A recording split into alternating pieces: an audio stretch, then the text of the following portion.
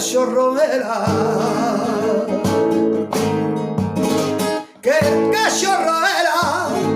cuenta la leyenda, que el cachorro era, cuenta la leyenda, que el cachorro era un gitano de Triana, una de las calles y de las tabernas, que existían en la cava.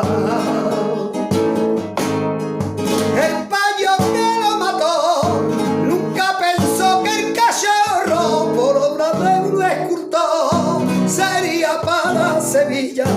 Cristo de la